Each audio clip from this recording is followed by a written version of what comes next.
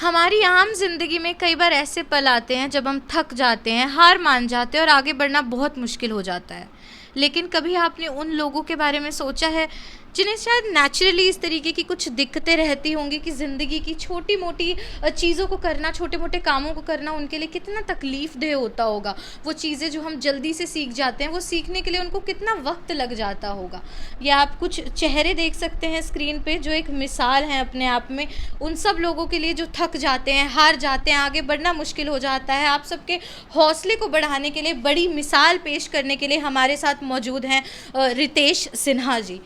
बस ये होती है जो बच्चा पेट में होता है आज के दौरान, उसके बाद 3 साल तक हो सकती है इसे बस ही। तो मतलब जब हमें पता लगा कि 11 महीने का था तो पता लगा तो बहुत शॉकिंग था कि ये क्या हुआ हमारे साथ। हर माँ बाप की इच्छा होती है कि अपना बच्चा बहुत अच्छा हो, खूब करे। तो फिर उस समय ये भी नहीं पता था कि सेरेब्रल पॉलिसी होता है। जब हमें बाद में पता लगा कि सेरेब्रल पॉलिसी, हम हर जगह गए, बड़े बड़े हॉस्पिटल में गए। ये बड़ौदा का था तो वहाँ गए, एम्स में, all India institute of medical sciences में, सफदरजंग में, पटना। तो लोगों को ये भी नहीं पता होता कि सेरेब्रल पॉलिसी है क्या। क्या कहना चाहेंगी? वैसे तो काफ़ी टाइम से देखो ऐसे केसेस सामने आ रहे हैं, बट लोग बहुत ज़्यादा अवेयर नहीं हैं। इवन हमें भी नहीं इतना ज़्यादा पता था कि ये कैपेबल पर्सन्स हैं। देखिए, ये मेरे को डॉक्टर रितेश ने ही बताया, मुझे खुद से नहीं इतनी नॉलेज में था कि मैं सोच रही थी पता नहीं इसमें फ़र्क आएगा नहीं आएगा, बट थ्रू थेरेपी इनमें प्रॉपर फ़र्क आ सकता है। दिन में अगर 3-4 बार इनकी थेरेपी करवाई जाए तो ये अपने लायक बन सकते हैं। मेन तो अवेयरनेस ही है कि हम पेरेंट्स को भी नहीं पता होता कि ये प्रॉब्लम कितनी है और कैसे इसको हैंडल करना है। आज तक भी हम सीख रहे हैं कि इन बच्चों को कैसे हैंडल करना है। 10 ईयर्स तक तो हम यही सोचते रहे कि ये थोड़ा बहुत करने लगा है और बच्चों से लेट करेगा, कोई नहीं। डॉक्टर से बोला माइनर प्रॉब्लम है, तो हम थोड़ी सी वेट करने लग गए कि भाई हाँ करेगा। लेकिन अब जब देखा कि नहीं, ये अपने आप तो कुछ नहीं सीखेगा, सब सिखाना ही है, तो अब हम दिन में 3-4 बार थेरेपीज़ को घर में ही देते हैं। लेकिन मैं इस बात को तो बहुत रियलाइज़ करती हूँ कि आसपास क्या, दिल्ली में भी जाओ ना, वहाँ भी अच्छे सेंटर्स नहीं, और हम चंडीगढ़ तक भी चले गए। हमारी आम जिंदगी में कई बार ऐसे पल आते हैं जब हम थक जाते हैं, हार मान जाते हैं और आगे बढ़ना बहुत मुश्किल हो जाता है। लेकिन कभी आपने उन लोगों के बारे में सोचा है जिन्हें शायद नेचुरली इस तरीके की कुछ दिक्कतें रहती होंगी कि ज़िंदगी की छोटी मोटी चीज़ों को करना, छोटे मोटे कामों को करना उनके लिए कितना तकलीफ़देह होता होगा। वो चीज़ें जो हम जल्दी से सीख जाते हैं, वो सीखने के लिए उनको कितना वक्त लग जाता होगा। या आप कुछ चेहरे देख सकते हैं स्क्रीन पे जो एक मिसाल हैं अपने आप में, उन सब लोगों के लिए जो थक जाते हैं, हार जाते हैं, आगे बढ़ना मुश्किल हो जाता है। आप सबके हौसले को बढ़ाने के लिए, बड़ी मिसाल पेश करने के लिए हमारे साथ मौजूद हैं रितेश सिन्हा जी, जो कि सेरेब्रल पॉलिसी से ग्रस्त हैं। और मैं बताना चाहूँगी कि देश में 40 लाख से ज़्यादा लोग हैं जो सेरेब्रल पॉलिसी से ग्रस्त हैं। और उसी के साथ मैं बताना चाहूँगी कि ऐसी स्थिति, ऐसी एक कंडीशन होने के बावजूद भी उन्होंने हार नहीं मानी। उनके पास ऐसी बड़ी बड़ी डिग्रीज़ हैं जो शायद हम जैसे आम इंसानों के लिए लेना और उतना पढ़ना भी बहुत मुश्किल हो जाता है। और साथ ही साथ सरकारी नौकरी उन्होंने हासिल की है, कोर्ट में जाते हैं। ऐसे ही वो यहाँ से जो है 12 सेक्टर कोर्ट में रोज़ जाते हैं, शाम को जब छुट्टी होती है 5 बजे के वक्त, तब वो वापस आते हैं। तो सोचिए कि एक ऐसी ज़िंदगी, शायद ऊपर वाले ने आपको एक नॉर्मल ज़िंदगी नहीं दी, लेकिन आप लड़ते हैं, आप हिम्मत नहीं हारते और अपनी ज़िंदगी को बाकी लोगों की तरह नॉर्मल बना के रखते हैं। वैसी मिसाल पेश करते हुए नज़र आते हैं रितेश सिन्हा जी। और जिसने अपनी ज़िंदगी में इस तरीके की तकलीफ़ों को सहा होता है, उसे ही पता होता है कि बाकी जो लोग उस तरीके की सिचुएशन से या कंडीशन से ग्रस्त हैं, उन लोगों की ज़िंदगी कितनी मुश्किल है। तो वो कहीं ना कहीं खुद इतने एजुकेटेड हैं और लोगों को आपके माध्यम से, हमारे माध्यम से, हमारे दर्शकों को, सबको वो जो है एक मैसेज देना चाहते हैं, एक सोशल मैसेज देना चाहते हैं। आप देख सकते हैं ये यशिता है जो 15 साल की है, सेरेब्रल पॉलिसी से ग्रस्त है। ये ओमकार है जो कि 15 साल का है, सेरेब्रल पॉलिसी से ग्रस्त है। और कहीं ना कहीं इन सब के लिए एक मिसाल, इनके जो माँ बाप हैं उनको शायद हम लोगों को नहीं पता होता कि किस तरीके से ट्रीट करना है, किस तरीके से इन लोगों की ज़िंदगी को एक आम जिंदगी जैसा बनाया जा सकता है। इन लोगों को थोड़ा सा समझाया जाए, प्यार से सिखाया जाए, तो अपने काबिल, अपने पैरों पर खड़े होने लायक वो हो सकते हैं। और इनके पेरेंट्स हमारे साथ यहाँ पे हैं जिनको भी शायद लगा होगा कि अब कभी उनके जो बच्चे हैं वो नॉर्मल लाइफ नहीं जी पाएंगे, लेकिन तब उनकी ज़िंदगी में एक किरण बन के, एक आशा की किरण बन के पेश हुए रितेश सिन्हा जी। उनसे एक बार बातचीत करेंगे, उनसे जानेंगे क्या कुछ वो बताना चाहेंगे। सर, क्या आज आप हमारे माध्यम से दर्शकों को बताना चाहेंगे? सबसे पहले चाहूँगी आप सेरेब्रल पॉलिसी के बारे में थोड़ा सा बताएं, क्योंकि जनता नहीं जानती। मैं अभी भी बता सकती हूँ कि हमारे आधे से ज़्यादा जो दर्शक होंगे उनको पता भी नहीं होगा ये कंडीशन होती क्या है। थोड़ा बताएं। सीपी होती है, सीपी होती है सेरेब्रल सेरेब्रल होती है जब बच्चा पेट में होता है आज जन्म के दौरान, उसके बाद 3 साल तक हो सकती है सेरेब्रल ब्रेन इंजरी के कारण। ये बॉडी का कोई भी पार्ट फिटनेस होता है, चलने फिरने में दिक्कत होती है, किसी IQ को होता है, लेकिन जनरली IQ उनका 100 वो होता है। तो उनको लोगों को पढ़ाना चाहिए, एजुकेट करना चाहिए, लोगों को सुनना चाहिए कि लोग ऐसे नकारा नहीं चाहिए किसी। मैं एक चीज़ बताना चाहूँगी कि सेरेब्रल पॉलिसी कैसे होती है ना, जब मान लीजिए मदर्स प्रेग्नेंट होती हैं और कुछ प्रेगनेंसी के दौरान या डिलीवरी के टाइम पे ऐसी सिचुएशन आ जाती है कि पूर्ण रूप से ऑक्सीजन दिमाग तक नहीं पहुँच पाती बच्चे के, तो दिमाग में थोड़ी सी जो है मसल्स पूरे तरीके से डेवलप नहीं हो पाती, या जो नर्व्स होती हैं वो पूरे तरीके से डेवलप नहीं हो पाती। उसकी वजह से जो हमारी बॉडी का कोऑर्डिनेशन होता है, हमारे जो मसल्स होते हैं, जो हमारी बॉडी पोस्चर को नियंत्रण करना होता है, वो कहीं ना कहीं हमारे हाथ में नहीं होता। तो सोचिए कितनी तकलीफ आती होगी। लेकिन सर इसके बावजूद भी आपने इतनी बड़ी बड़ी डिग्रीज हासिल की हैं, आपके पास डॉक्टर की डिग्री भी है कहीं ना कहीं, और साथ ही साथ आप एक सरकारी नौकरी कर रहे हैं, आप इतने बच्चों को अवेयर कर रहे हैं, उनके माँ बाप की ज़िंदगी में एक आशा की किरण लेकर आए हैं कि उनके बच्चे एक दिन उनके पैरों पे खड़ा हो सकते हैं। ये हौसला कहाँ से आया?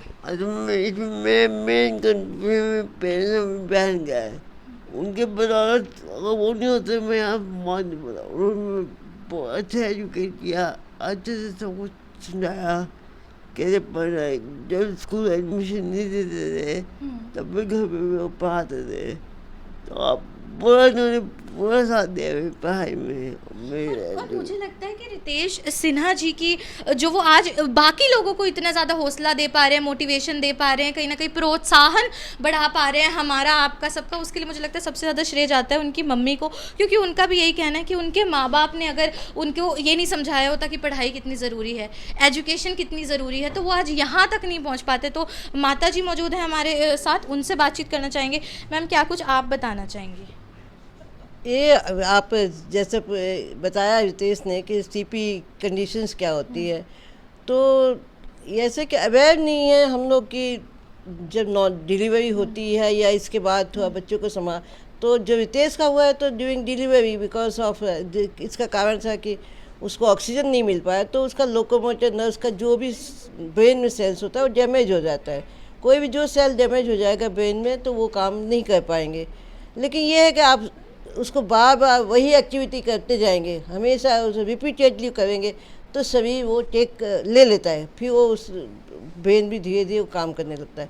तो आप अगर शुरू से उनको ट्रेनिंग दी जाए, जैसे सारी ट्रेनिंग्स हैं, जैसे इनके स्पीच थेरेपी है, फिजियोथेरेपी है और पढ़ाई वगैरह का अगर शुरू से किया जाए तो आजकल जितनी फैसिलिटीज़ अवेलेबल है सबके लिए है, तो करीब करीब बच्चा नॉर्मल हो सकता है। एक चीज़ जो मुझे हैरान करी है वो ये है कि आज के टाइम में भी लोगों को नहीं पता सेरेब्रल पॉलिसी क्या है।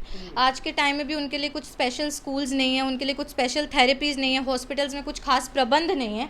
लेकिन उस वक्त में, जिस वक्त में इतनी फैसिलिटीज़ भी नहीं होती होंगी जो आज 1-2% शायद अवेलेबल है, उस वक्त में ये कहाँ से दिमाग में आया कि मैं पढ़ाऊँगी या मेरा बच्चा अपने काबिल बन सकता है, या किस तरीके से वो चीज़ दिमाग में आई? देखिए शुरू में तो जब हमें पता लगा कि 11 महीने का था तो पता लगा जो बहुत शॉकिंग था कि ये क्या हुआ हमारे साथ। हर माँ बाप की इच्छा होती है कि अपना बच्चा बहुत अच्छा हो, खूब करे।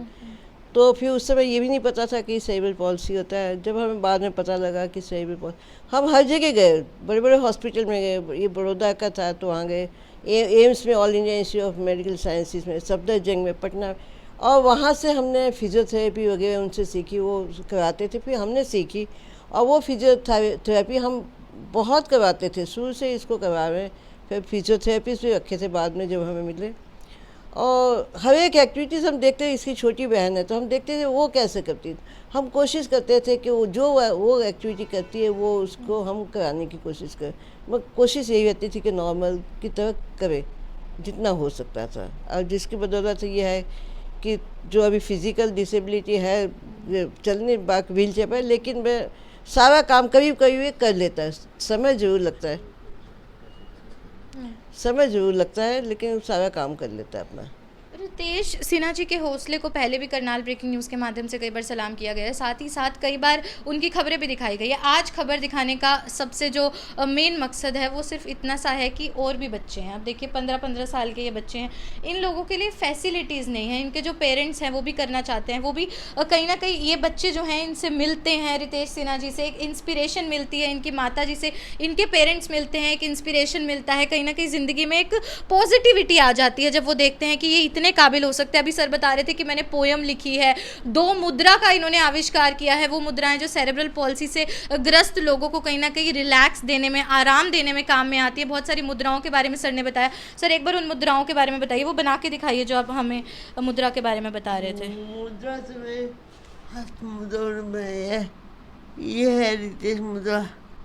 ये आप देख सकते हैं कि ये रितेश मुद्रा है, शायद इस तरीके से होती है, ऐसे होती है, ऐसे होती है। ये आप देख सकते हैं कि रितेश मुद्रा है और सर का कहना है कि इससे बहुत रिलैक्स मिलता है। तो अभी जब मैं आई तो ओमकार को, यशिता को सर यही करना सिखा रहे थे, उनके पेरेंट्स को करना सिखा रहे थे। तो सोचिए कितनी एक, मुझे लगता है कि अपनी ज़िंदगी में उन्होंने जो है कितना कुछ सहा है, उसके बाद उन्होंने बदलाव किया है। वो चाहते हैं बाकी लोगों की ज़िंदगी में भी एक अच्छा बदलाव आए। और साथ ही साथ एक बार यशिता से बातचीत करते हैं। अपना नाम बताओ। या नाम बताओ। या तो आप सुन सकते हैं कि अगर थोड़ा सा ध्यान इनके ऊपर ज़्यादा दिया जाए, अगर थोड़े से प्रबंध इनके लिए ज़्यादा जो है प्रशासन की ओर से भी किए जाए, इनके लिए कुछ स्पेशल स्कूल्स होने चाहिए जहाँ पे सब सेरेब्रल पॉलिसी से ग्रस्त बच्चे साथ में हो, एक पॉजिटिव, एक फ्रेंडली इन्वायरमेंट हो, तो वो भी पढ़ सकते हैं, वो भी जो है अपनी किस्मत को बदल सकते हैं, कुछ अच्छा कर गुजर सकते हैं। यशिता की मम्मी हमारे साथ है, उनसे जानना चाहेंगे। मैम आपको नहीं लगता कि आपकी बेटी है और कितने टाइम पहले से इस तरीके के केसेस जो हैं वो सामने आ रहे हैं, कुछ प्रबंध अभी तक नहीं हो पाए हैं, आधे से ज़्यादा लोगों को ये भी नहीं पता होता कि सेरेब्रल पॉलिसी है क्या, क्या कहना चाहेंगी? वैसे तो काफ़ी टाइम से देखो ऐसे केसेस सामने आ रहे हैं, बट लोग बहुत ज़्यादा अवेयर नहीं है।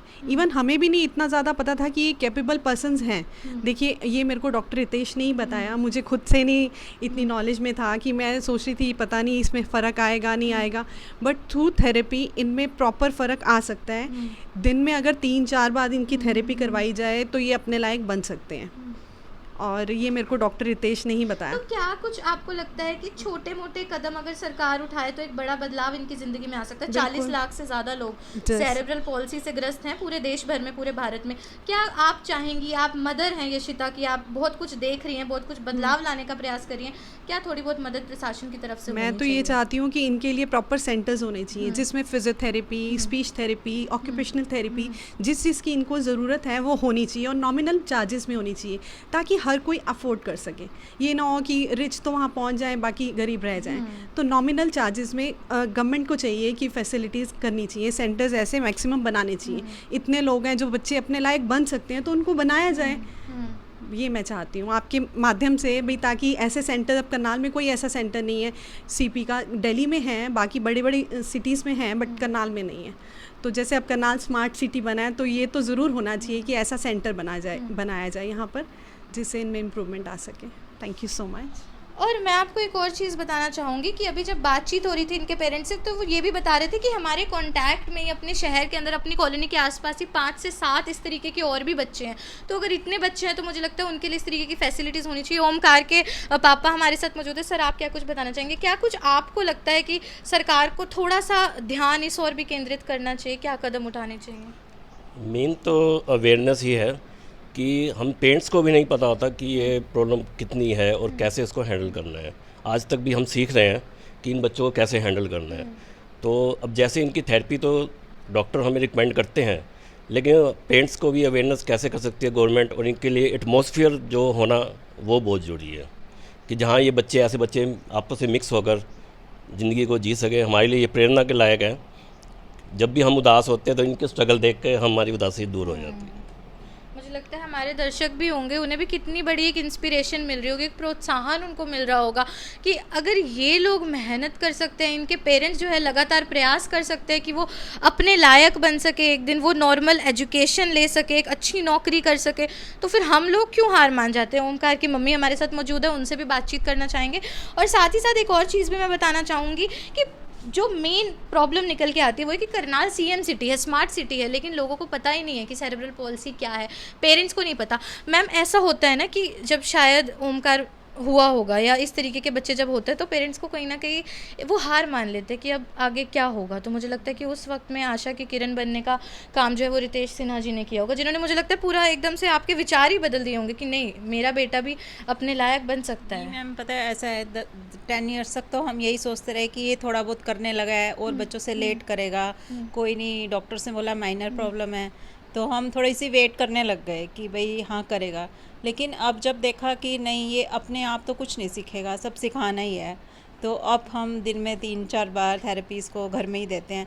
लेकिन मैं इस बात को तो बहुत रियलाइज़ करती हूँ कि आसपास क्या दिल्ली में भी जाओ ना, वहाँ भी अच्छे सेंटर्स नहीं, और हम चंडीगढ़ तक भी चले गए, वहाँ भी हम एक स्कूल है ऐसे बच्चों का, वहाँ भी चले गए, कोई सुनवाई नहीं है, कोई वो नहीं है, मतलब कोई थेरेपी के लिए स्पीच थेरेपी का बोल देंगे कि कोई फ़ायदा नहीं है, आप घर में 3-4 बार कराओ। अब सब कुछ हम ही कराएंगे, एक एटमॉस्फेयर बच्चों को चाहिए, मतलब जहाँ ये बच्चे अब ये एक दूसरे से कंपटीशन, नॉर्मल बच्चों का भी तो स्कूल जाके ही सीखते हैं वो, अगर इन बच्चों के सेंटर होगा तो वो वहाँ जाके सीखेंगे, एक दूसरे को देख के स्ट्रगल करेंगे, आगे करेंगे। लेकिन ऐसे तो उन्हें लगता है कि हम क्या सारा दिन हमें थेरेपीज़ कराते रहते हैं, तो ऐसे बच्चों का कोई मतलब चंडीगढ़ दिल्ली में भी मैंने देखा है बहुत रेयर है, सेंटर्स होने ज़रूर चाहिए। रितेश सिन्हा एक नाम है, एक पहचान है, और तमाम सेरेब्रल पॉलिसी से पीड़ित जो ग्रस्त बच्चे हैं या उनके माँ बाप हैं उन सब के लिए एक मिसाल भी हैं। वो पोएम्स लिखते हैं, उनके पास बड़ी बड़ी एजुकेशन की डिग्रीज़ हैं, वो डॉक्टर हैं, और वो आगे आने वाले बच्चों को भी सिखाते हैं, उनके माँ बाप को भी सिखाते हैं कि किस तरीके से ऐसी कंडीशन होने के बावजूद बच्चों को अपने लायक बनाया जा सकता है। और पेरेंट्स का भी कहना है कि जब स्टार्टिंग थी कंडीशन की तो हालात कुछ और थे और आज बहुत बेहतर हो चुके हैं, एक इम्प्रूवमेंट ज़रूर देखने मिली है। और उसी के साथ साथ 2 मुद्राओं जैसे जो अलग अलग आविष्कार वो करते आ रहे हैं, वो भी अपने आप में एक बड़ी बात है कि रिलैक्स करने के लिए, इन बच्चों को अपने मसल्स पे कंट्रोल करने के लिए, वो सब एक तरफ। लेकिन इन बच्चों को ज़रूरत है उन स्पेशल सेंटर्स की जहाँ पे इनके जैसे ही बच्चे ये आपस में मिल सके, एक पॉजिटिविटी आ सके, क्योंकि कहीं ना कहीं हम लोगों को शायद समझने में दिक्कत होती है। उनके पेरेंट्स का भी कहना है कि हमें भी समझने में दिक्कत होती थी कि स्टार्टिंग में किस तरीके से किया जाए। मुझे लगता है कि शायद ये हैं जिन्होंने इतनी बड़ी बड़ी डिग्रीज हासिल करी है, इतना कुछ वो अपनी ज़िंदगी में कर चुके हैं। इस तरीके के जो और भी सीनियर्स होंगे उन सब की गाइडेंस में इस तरीके के सेंटर्स को शायद खोला जा सकता है। तो प्रशासन को थोड़ा इस और ध्यान केंद्रित करने की ज़रूरत है।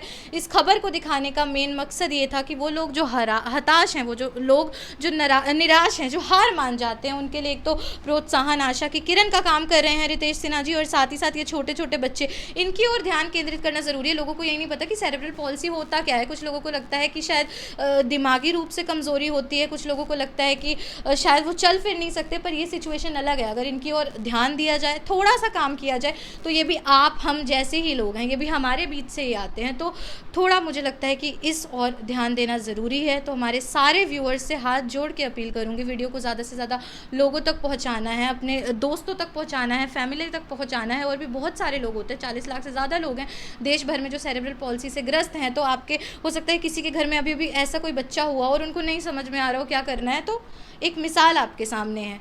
लेकिन थोड़ा सा ध्यान सरकार को इस और केंद्रित करने की भी ज़रूरत है, स्पेशल सेंटर्स बनवाने की भी ज़रूरत है।